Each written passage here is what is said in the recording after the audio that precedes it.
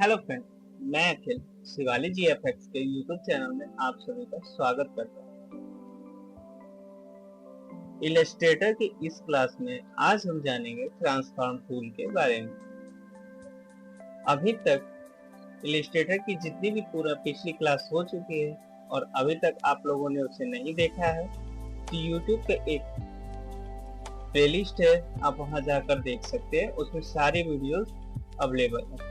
बाकी के जो वीडियोस आने वाली जो वीडियोस है वो भी उसी में अपलोड होती रहेंगी, आप उसे जब चाहें देख सकते हैं।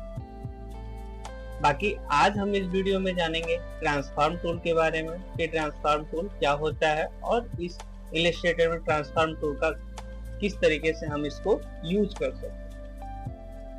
तो चलिए शुरू करते हैं और जानते हैं ट्रांसफॉर्म टूल के बारे में। तो ट्रांसफॉर्म टूल सबसे पहले उसके लिए हम एक रेक्टेंगल ले लेते हैं, एक रेक्टेंगल बना लेते हैं और एक इलिप्स ले लेते हैं।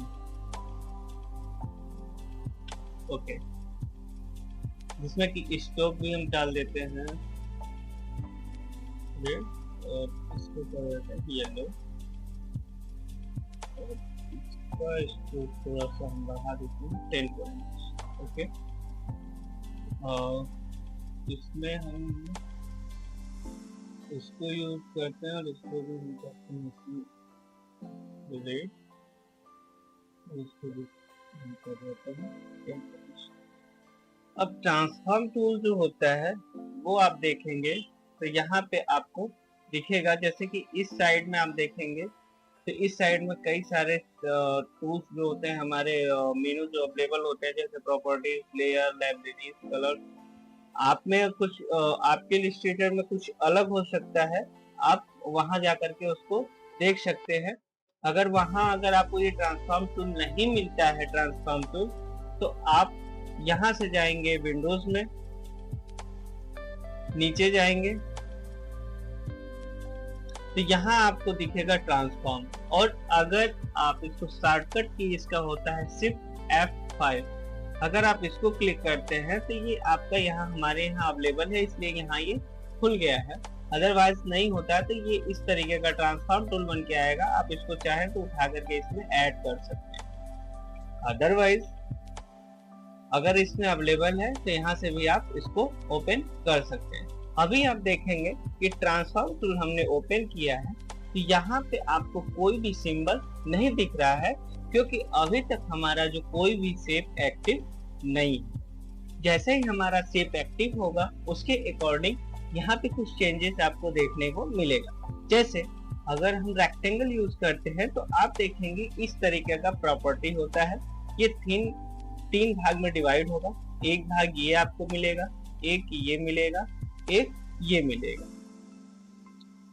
दूसरा, अगर आप सर्किल इलिप्स को आप इसको यूज करते हैं तो आप देखेंगे ऊपर सेम रहता है, नीचे भी सेम है, बट बीच के ऑप्शन कुछ जो ऑप्शंस हैं, जैसे ये ऑप्शन है, ये आपके चेंज हो चुके हैं। यहाँ करें तो यहाँ पे देख सकते हैं इस तरीके से आ रहा है और इस तरीके से इसमें इस तरीके से आ रहा है। तो चलिए आज हम शुरू करते हैं और जानते हैं हर एक ऑप्शंस के बारे में। तो सबसे पहले हम रेक्टेंगल में चलते हैं।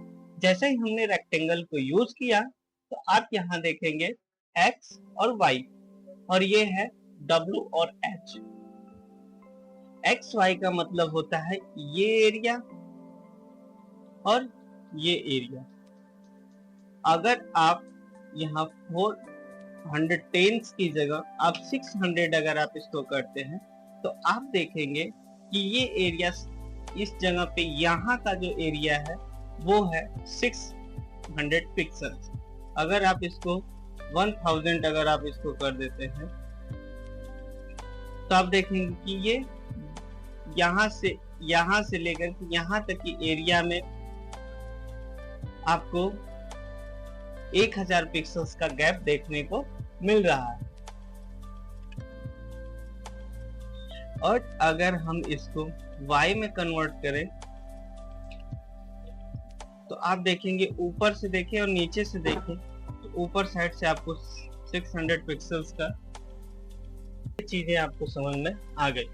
अब हमारा होता है जैसे कि हमारा ये रेक्टेंगल का हाइट और विड्थ दिखा रहा है कि हमारा हाइट कितना है और विड्थ कितना है। जैसे कि अगर हम विड्थ को अगर हम 500 पर पिक्सल्स करते हैं तो आप देखेंगे कि इसका विड्थ बढ़ चुका है, और अगर हम इसको 500 करते हैं तो आप देखेंगे कि इसका हाइट 500 पिक्सल्स हो चुका है। तो ये हमारा हाइट और विड्थ के लिए होता है। बट अगर इसमें देखें, इस साइड में आप देखें तो यहाँ पे एक पिन की तरह बना हुआ है। अगर आप इसको क्लिक करते हैं और अगर उसके बाद आप जब भी अगर एक कॉलम को भी चेंज करते हैं तो देखेंगे कि दोनों कॉलम सेम हो जाता है, यानी दोनों कॉलम में दोनों कॉलम एक साथ बदल जाते हैं। तो इसका मतलब ये है कि ये लिंक हो चुका है। बाय द वे, जैसे कि अगर हम मान लीजिए इसको हम अगर रखते हैं 300 पिक्सल्स और इसको हम रखते हैं 200 पिक्सल्स, अब उसके बाद हम इसको करते हैं लिंक। अगर हम इसे 500 करते हैं तो आप देखेंगे कि इसमें भी आपको चेंजेस देखने को मिलेगा, क्योंकि यहाँ पे ये लिंक हो चुका है। तो इसमें आप देखें तो अगर आपने इसमें जब चेंजेस किया तो आप देखेंगे इसके अकॉर्डिंग ये भी कुछ चेंजेस इसमें किया है। अब उसके नीचे ये देखें तो ये हमारा जो होता है कि डिग्री, यानी हम कितने रोटेशंस में इसको हम मूव करेंगे, यानी कितने रोटेशन इसको घुमाएंगे।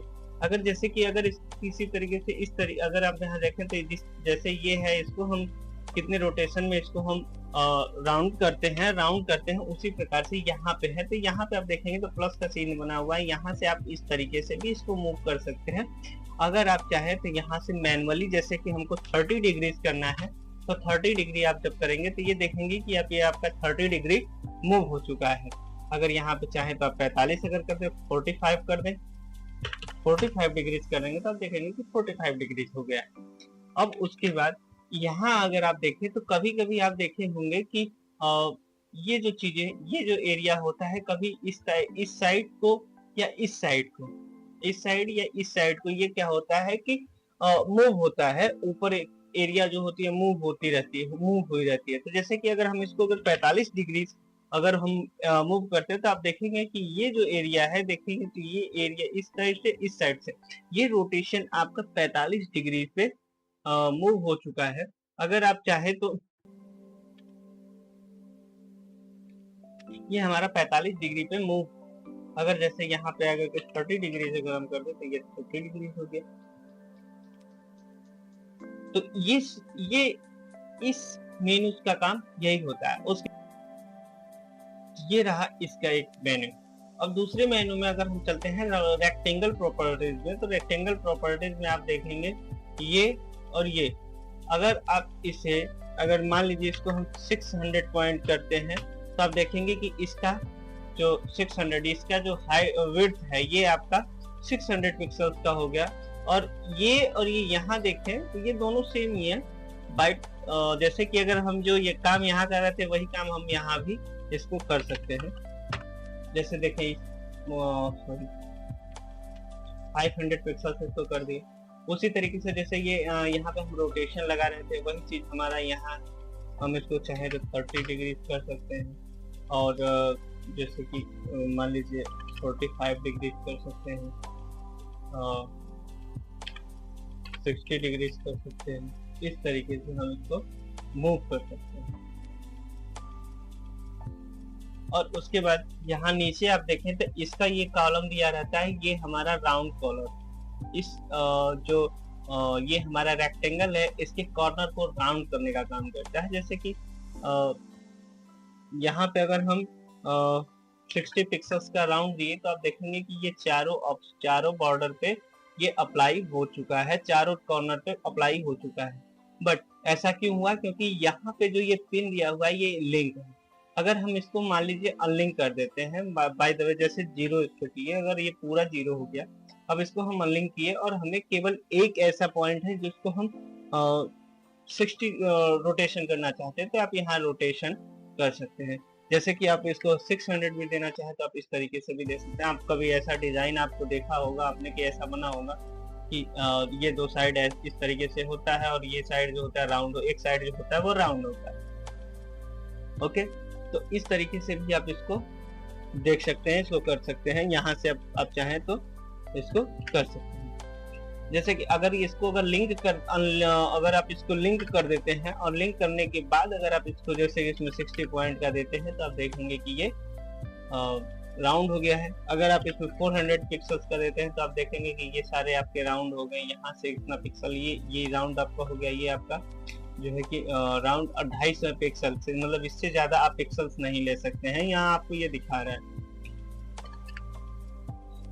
अब उसके बाद आता है इसमें कि स्केल कॉर्नर और ये आपका होता है स्केल स्ट्रोक एंड इफेक्ट। अब जैसे कि स्ट्रोक एंड इफेक्ट, इसमें स्ट्रोक एंड इफेक्ट का मतलब होता है जैसे कि आप देखें तो यहाँ पे आप देखें कि आपका स्ट्रोक जो होता है 10 पॉइंट पे।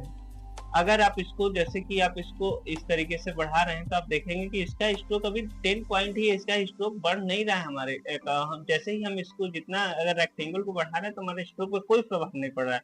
बट अगर आप स्केल स्ट्रोक इफेक्ट को आप क्लिक करने के बाद अब अगर इसको बढ़ाते हैं आप, तो आप देखेंगे कि जितना आप इसको स्केल करेंगे आप उतना उसके ऊपर आपके स्ट्रोक पे भी प्रभाव पड़ता जाएगा। मतलब हम इसको जितना बड़ा करना चाहें, जितना हम बड़ा करेंगे, इस रेक्टेंगल को जितना हम बढ़ाएंगे उतना हमारा स्ट्रोक भी बढ़ता जाएगा। तो मेनली हम लोग इसको ऑफ रखते हैं, बाकी हम अपने डिजाइन के अकॉर्डिंग हम इसको यूज कर सकते हैं। तो ये रहा रेक्टेंगल के अकॉर्डिंग ये जितने हमारे फीचर्स है वो।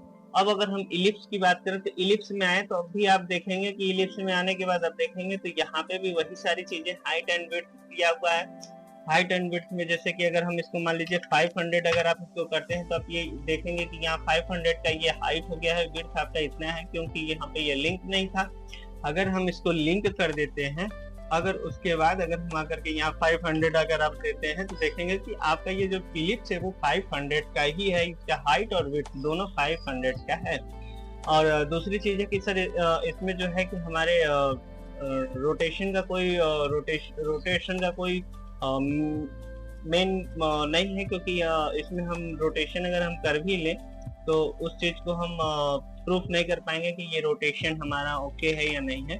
क्योंकि अगर बाय द वे जैसे कि अगर मान लीजिए कि इसका हम 500 रखते हैं, अगर इसमें रोटेशन डालें तो देखेंगे कि ये इस तरीके से रोटेट हो रहा है, जैसे इस तरीके से। अब ये हमको प्रूफ कर रहा है कि हमें दिख रहा है कि ये रोटेट हुआ है। बट अगर ये पूरा सर्किल में है तो आप इसको रोटेशन डालेंगे तो कोई चीज इसमें फर्क नहीं दिखेगा। दूसरी चीज है ये हमारा जो शेयर है इसमें अगर आप चाहें तो जैसे इस तरीके से आप चाहें तो इसको जैसे ही आप इसको मूव करेंगे तो वो उस अपने अकॉर्डिंग ये आप अपने इसके शेप को बदलता रहेगा। और ये जैसे 45 है और 20 है तो 20 डिग्री पे ये अपने आप को मूव कर देगा।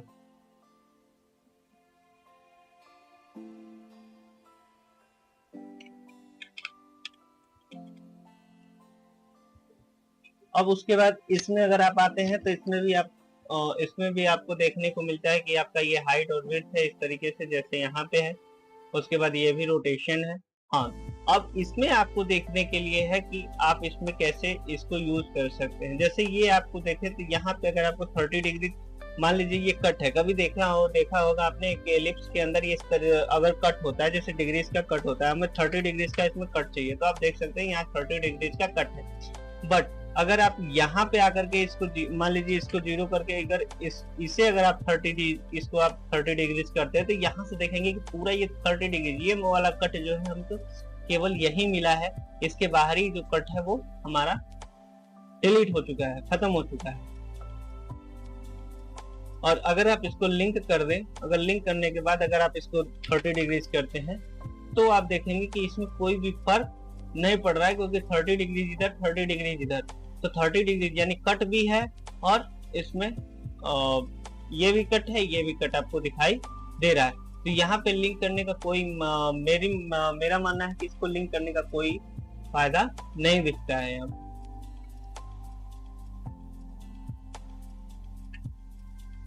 अब अब जैसे कि बाय द वे हमें या मान लीजिए यहाँ से 30 डिग्रीज हमने इसको कट किया, यहाँ से ये इतना 30 डिग्रीज हमारा कट हुआ, बट हमको चाहिए कि यहाँ से इस तरीके से हमको यहाँ नहीं अगर कर करके अगर हम चाहें तो यहाँ से भी इसको अगर मूव करें तो ये देखेंगे कि ये डिलीट हो चुका है, ये ऑप्शन आपका आ चुका है।